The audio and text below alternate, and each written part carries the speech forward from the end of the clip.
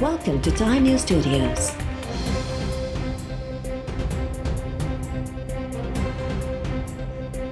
You are watching 3 p.m. Bulletin. नवाज़ शरीफ़ Usama bin Laden सां केतिरियूं मुलाक़ातूं कयूं ऐं केतिरो चंदो वरितो। मुल्क खां ॿाहिरि मोदीअ खे फ़ोन छो कंदो हो ऐं ॻाल्हियुनि जी एजेंडा छा हुई। सैफ़ुर रहमान ज़रिए केतिरा पैसा वसूल कया विया। लंडन में केतिरनि ॾींहनि अंदरि नैब लाहौर ॿाहिरां पथराव जो मंसूबो रिथियो वियो। बेनज़ीर भुट्टो खे बदनाम करण लाइ पीटर गैलबर्ग जो ख़त कंहिं जारी कयो ऐं अजमल कसाब जे घर जी एड्रेस कंहिं ज़ाहिर कई। वफ़ाक़ी वज़ीर शेख रशीद अॻूणे वज़ीर आज़म नवाज़ शरीफ़ खां 10 सवालनि जा जवाब घुरी वरिता। शेख रशीद जो चवणु आहे त आर्मी चीफ ऐं DGISI सां मुलाक़ात मूं लाइ एज़ाज़ जी ॻाल्हि आहे। नंढे कद वारा माण्हू वक़्तु वठी ऊंधाई में मिलंदा आहिनि। अहिड़नि बुज़दिल माण्हुनि लाइ आउं कुझु बि न चवंदुसि। राति खां शक पइजी रहियो आहे त नून लीग ऐं शीन लीग मां तोता लीग न निकिरी अचे। नवाज़ लीग जा खोड़ माण्हू इस्तीफ़ा न ॾींदा ऐं जिन मेंबर्स इस्तीफ़ाऊं ॾिनियूं उते नंढियूं चूंडूं करायूं वेंदियूं। शीन लीग बहितरी जो रस्तो इख़्तियार करणु घुरे थी, पर नून ऐं मीम लीग जो पाण में इतिहाद आहे। नवाज़ शरीफ़ APC में भारती एजेंट तौरु ख़िताब कयो।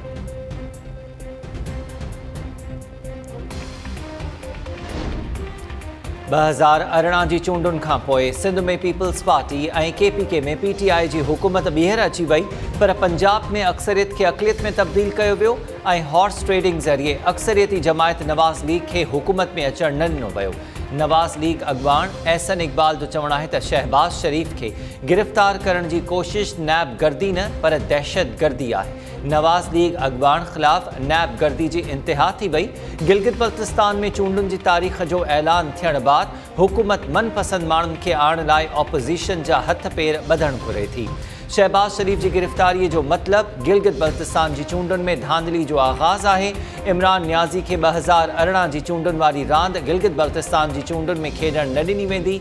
लाहौर में प्रेस कॉन्फ्रेंस दौरान एहसन इक़बाल चयो त नवाज़ लीग खे केरु बि टोड़े नथो सघे। APC खे नवाज़ शरीफ़ जे ख़िताब में लीगी कारकुननि जी तर्जुमानी थी आहे। नवाज़ शरीफ़ जो हर जुमिलो पार्टी लाइ अहमियत रखे थो।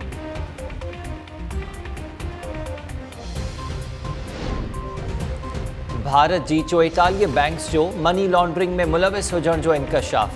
फाइनेंशियल क्राइम्स इन्फोर्समेंट भारती बैंक जी मनी लॉन्ड्रिंग ते रिपोर्ट जारी करे छॾी। रिपोर्ट में इंकशाफ कयो वियो आहे त मनी लॉन्ड्रिंग जो पैसो दहशतगर्दी, मुंशियात, माली फ्रॉड्स ऐं IPL में इस्तेमालु कयो वियो। मनी लॉन्ड्रिंग साल 2011 खां 2017 जे अरसे में कई वई। भारती बैंक्स 3201 गैर क़ानूनी ट्रांज़ैक्शन्स ज़रिए $1.5 अरब जी मनी लॉन्ड्रिंग कई। अमरीकी बैंक्स भारती बैंकुनि जी शकी सरगर्मियुनि जी रिपोर्ट फाइनेंशियल क्राइम्स इन्फोर्समेंट आॾो जमा कराए छॾी।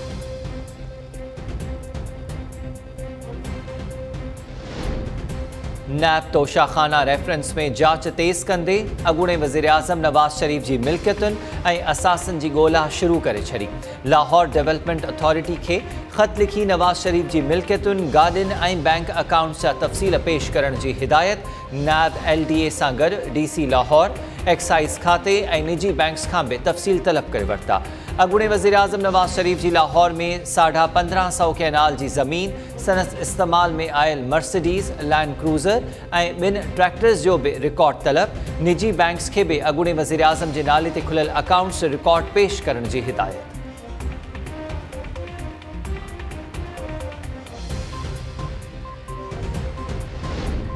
वफ़ाक़ी सरकार पंहिंजी नाअहली ऐं कोताहियुनि जो बार हिकु सूबे मथां न विझे। वॾे वज़ीर मुराद अली शाह जो चवणु आहे त वफ़ाक़ पंहिंजी नाअहली तोड़े कोताहियुनि जी ज़िम्मेवारी सिंध हुकूमत मथां मढ़ींदो आहे। रिथाबंदीअ में कोताहियुनि सबबि सिंध खे गैस न पई ॾिनी वञे ऐं बिजली जे मामले में बि सूबे सां ज़्यादती थी रही आहे। वफ़ाक़ खे इहो सिलसिलो बंदि करणु घुरिजे। कराची में सिवरेज ऐं गंद कचिरे जो वॾो मसइलो आहे। इहो मसइलो जल्द हल कंदासीं। मनहड़ो रोड जो इफ़्तिताई तक़रीब खे ख़िताब दौरान वॾे वज़ीर जो चवणो त क्यामाड़ी खे मॉडल ज़िलो बणायो वेंदो ऐं मक़ामी माण्हुनि खे रोज़गार जा नवां मौक़ा पैदा कया वेंदा। समूरी सिंध जा मसइला गॾिजी हल कया वेंदा।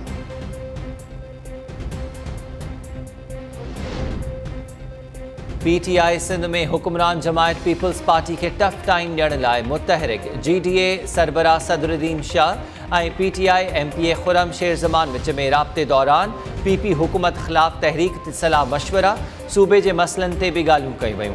GDA ऐं PTI में सिंध अंदरि ख़राब हुक्मरानी ख़िलाफ़ सिंध जे माण्हुनि खे गॾु करण ते इतफ़ाक़। PTI MPA खुरम शेर ज़मान जो चवणु आहे त सिंध में ख़राब हुक्मरानीअ ख़िलाफ़ अवामी राय हमवार करणु ज़रूरी आहे। PP 12 सालनि में इदारनि खे तबाह ऐं अवाम खे दरबदर करण खां सवाइ ॿियो को बि कमु न कयो।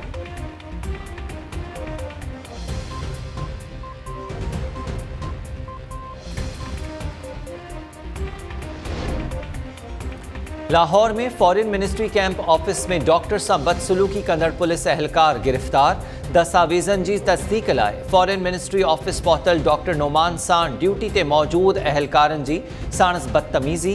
वायरल थियल वीडियो में नज़र अची रहियो आहे त हिकु अहलकार डॉक्टर खे गिचीअ मां झले तशद्दुद कयो। वीडियो ठाहींदड़ शहरी अहलकार खे रोकण जी कोशिश कंदो रहियो। यंग डॉक्टर्स जे एहतजाज बाद CCPO लाहौर उमर शेख तरफ़ां SSP खे जांच जी हिदायत। पुलिस वाक़े में मुलविस हेड कांस्टेबल गुलफ्तान ऐं हिकु अहलकार खे गिरफ़्तार करण जी तस्दीक करे छॾी। लाहौर जी शादमान थाणे जी पुलिस ते ॿिन्ही अहलकारनि ख़िलाफ़ केस दाख़िल।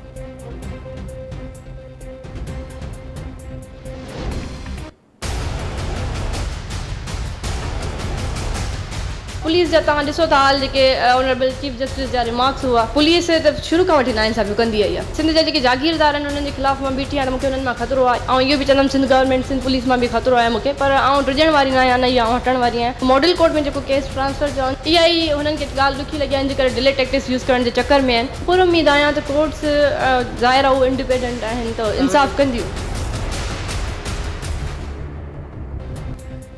दादू जी क्रिमिनल कोर्ट में उमेर रुबाब चांडियो जे वालिद सूदो टिनि भातियुनि जे क़त्ल केस ते ॿुधणीअ दौरान PP MPA सरदार चांडियो सूदो ॿिया जवाबदार पेश। जवाबदारनि जे वकील दलील ॾींदे चयो आहे त केस में आजा करार ॾिनल जवाबदारनि ख़िलाफ़ केस नथो हलाए सघिजे। अदालत जवाबदारनि जे वकील खे लिखत में दरख़्वास्त ॾियण जी हिदायत कंदे ॿुधणी मुलतवी करे छॾी। उमेर रुबाब जो चवणु आहे त अकेले सिर पंहिंजे घर भातियुनि जे क़त्ल खे इंसाफ़ ॾियाराइण ऐं सरदारनि ख़िलाफ़ कानूनी जंग विढ़ी रही आहियां। सरदारनि मां हयाती खे ख़तरो आहे, क़त्ल थियण जी परवाह नाहे, ज़ालिमनि ख़िलाफ़ आख़िरी साह ताईं कानूनी वेड़ जारी रखंदसि। अदालतुनि मां इंसाफ़ जी उमेद आहे। सुप्रीम कोर्ट उमेर रुबाब जे घर भातियुनि जे क़त्ल केस में जवाबदारनि जी गिरफ़्तारीअ लाइ लिखत में हुक्मनामो जारी करे छॾियो। अदालत हुकुम ॾिनो आहे त DIG हैदराबाद जवाबदारनि खे गिरफ़्तार करे अदालत आॾो रिपोर्ट पेश करे DIG हैदराबाद खे ईंदड़ ॿुधणी ते ज़ाती तौर पेश थियण जो हुकुम।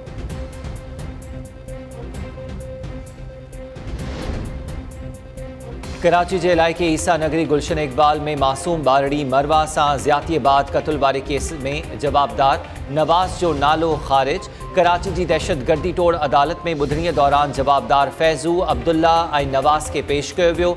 पुलिस अदालत में रिपोर्ट पेश कंदे चयो आहे त जांच दौरान जवाबदार नवाज़ ख़िलाफ़ के बि सबूत न मिलिया आहिनि, तंहिं करे केस मां संदसि नालो ख़ारिज कयो वियो। जवाबदार फैज़ू ऐं अब्दुल्ला ॾोह जो एतराफ़ करे चुका आहिनि। अदालत जवाबदार फैज़ू ऐं अब्दुल्ला खे अदालती रिमांड ते जेल मोकिले छॾियो। फरियादी धुर जे वकील पुलिस ते इत्मिनान जो इज़हार कंदे चयो आहे त केस में पुलिस जदीद तरीक़े सां जांच करे रही आहे। केस मां जवाबदार नवाज़ जो नालो ख़ारिज करण ते को बि एतराज़ नाहे। ॿियनि जवाबदारनि खे सख़्त सज़ा ॾिनी वई।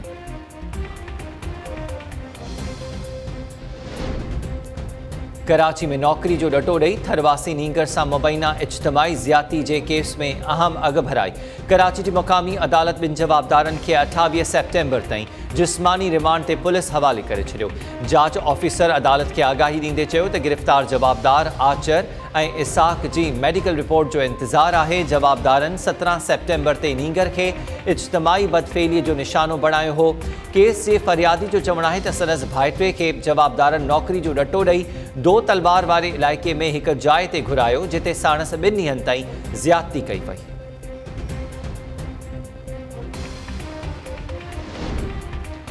दादू भरिसां ख़ुदाबाद थाणे जी हद में मुड़ुस खां खुला वठण लाइ अदालत में दरख़्वास्त दाख़िल कंदड़ औरत सरेआम क़त्ल।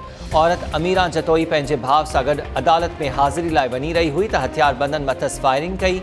मोटरसाइकिल सवार हथियारबंद औरत खे गोलियुनि जो खाज बणाए फ़रार। मुस्मात अमीरा जो लाश पोस्टमार्टम लाइ दादू इस्पताल मुंतक़िल।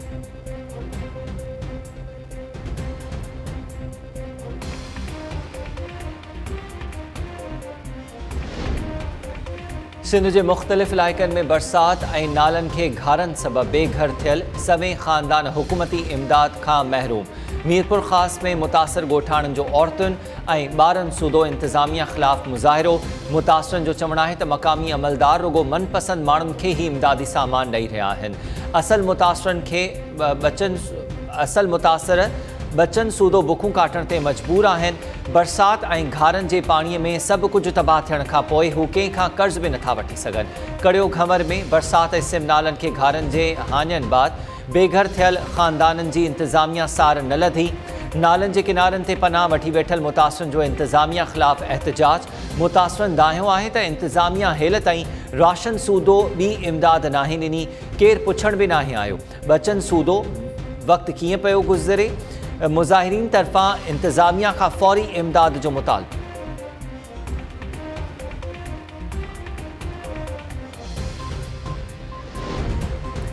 फैज़गंज में मुंशीअ जे पुट तरफ़ां औरत कांस्टेबल नजमा चांग खे मुबैना तौर हिरासां करण वारो मामिलो दॿाइण लाइ कोशिशूं तेज़। औरत कांस्टेबल खे ख़ामोश न रहण जी सूरत में मुबैना तौर जानी नुक़सान पहुचाइण जूं धमकियूं। मुतासिरा कांस्टेबल SSP खैरपुर सां मुलाक़ात करे सूरत हाल खां आगाह करे छॾियो। नजमा चांग जो चवणु आहे त FIA खे बि शिकायत कई ऐं मामिलो मीडिया ते अचण बाद जवाबदार धुर तरफ़ां ठाह लाइ दॿाउ विधो पियो वञे। बासर माण्हू राजोड़ी ठाह लाइ साणनि राब्तो करे रहिया आहिनि। पुलिस अहलकार हुज़ूर बख़्श जे पुट काशिफ शर औरत कांस्टेबल जूं तस्वीरूं सोशल मीडिया ते वायरल कयूं हुयूं। मामिलो ज़ाहिर थियण बाद मुंशी मुअत्तल। पुलिस वाक़े जो केस दाख़िल न कयो ऐं नई जवाबदार जी गिरफ़्तारी लाइ कक भञी वीणो कयो। औरत कांस्टेबल तहफ़ुज़ जी अपील कंदे चयो आहे त केस दाख़िल करे जवाबदार खे जल्द गिरफ़्तार कयो वञे। जवाबदार खेसि जानी नुक़सान पहुचाइण जूं धमकियूं ॾेई रहियो आहे।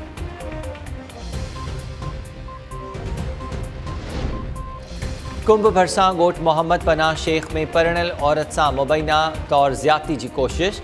मज़ाहमत ते जवाबदार फ़रार। ॻोठ मोहम्मद पनाह शेख वासण औरत जो मुड़ुस सां गॾु एहतजाज। औरत इल्ज़ाम हयो आहे त जवाबदार हुबदार शेख नशे में धुत थी घर में दाख़िल थियो ऐं साणस ज़्यादती जी कोशिश कई। मज़ाहमत ऐं रड़ियूं करण ते जवाबदार फ़रार थी वियो। थाणे ते रिपोर्ट दाख़िल करण बावजूद पुलिस जवाबदार ख़िलाफ़ का बि कार्रवाई न कई।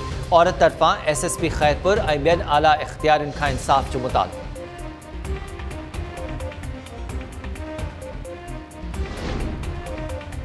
ऐं मार्शल लॉ दौर हुजे या जमहूरी हुकूमतुनि जा गैर जमहूरी कदम, मुल्क में जमहूरियत जी बका लाइ जिदोजहद खे ज़िंदगी अर्पींदड़ नवाबज़ादा नसरुल्ला ख़ान जे विछोड़े खे 17 साल विहामी विया। नवाबज़ादा नसरुल्ला ख़ान 1930 जे ॾहाके में मजलिस अहरार खां पंहिंजी सियासी करियर जी शुरूआत कई। अयूब ख़ान जे सदारती चूंडुनि में मादरे मिलत फ़ातिमा जिन्ना जो बि भरपूर साथ ॾिनो। PTI MPA नवाबज़ादा मंसूर अहमद ख़ान पंहिंजे वालिद जी बरसीअ जे मौक़े ते चयो आहे त ऑल पार्टीज़ कॉन्फ्रेंस हुजे या जमहूरी इतिहाद जो क़याम, मुल्क में का बि सियासी सरगर्मी नवाबज़ादा नसरुल्ला ख़ान खां सवाइ मुमकिन न हुई। आमरियत में बि जमहूरियत पसंदनि खे हिकु प्लेटफॉर्म ते गॾु करण जो खेसि ॾांहुं हूंदो हो। नवाबज़ादा नसरुल्ला ख़ान 26 सेप्टेम्बर 2003 में लाॾाणो करे वियो हो।